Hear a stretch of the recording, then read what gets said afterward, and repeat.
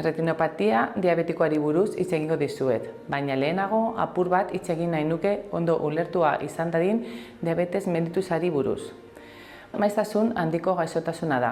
Gaur egun, kalkuluen arabera, 10% inguru da, eta gora doa. Gaixotasun honetan, karbohidratoen metabolismoan alterazioa dago eta ondorioz, odolaren azukre mailak igotzen dira. Zer egingo dute odolaren azukre maila horiek luzaroan? Aldaketak eragingo dituzte gure organismoen egituretan. Batez ere, oso garrantzitsuak diren zenbait organotako odol hodietan, hala nola, garun, bihotz eta giltzurrunekoetan. Kasu honetan, hain zuzen, erretinako hodiei eragiten dienean erretinopatia diabetikoa dugu mintzagai. Izan ere, hodi horiek azukrearen eraginpean denbora luzez kaltetzen doaz. Horrela, likido ihes txikiak edukiko dituzte. Iragazgaitzak izateari utziko diote, eta erretina kalteltu eta puztuk beteko dute. Halako moduan, non ikusmenerako oso garrantzitsuak diren zelulak kaltetuko dituzten.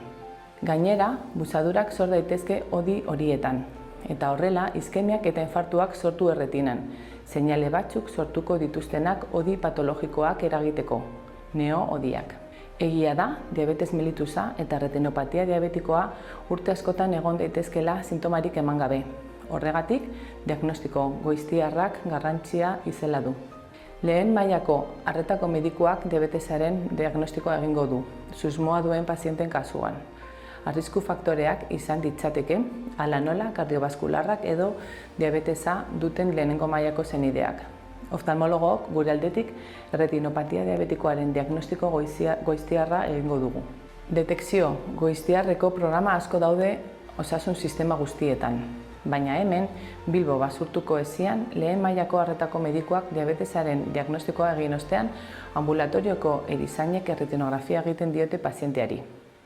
Ondoren, oftalmologok baloratuko duguna pazientearen diabetes aldiarekin batera. Nola egon den kontrolatuta, hipertensionik duren, arrisku kardiobaskularreko beste faktore batzuk dauden, halako moduan non dena batera baloratzen dugun, zeren horrek aukera ematen baitugu erretinopatia diabetiko jakin hori sailkatzeko. Kasu arinak aldian behin berrikusiko dira erretinografien bidez, eta kasurik larrienei aurrez aurreko hitzordua emango diegu oftalmologian, zeren ziurrenik beste proba osagarriren bat egingo beharka baita. Hala nola, koherentzia optikoko tomografia.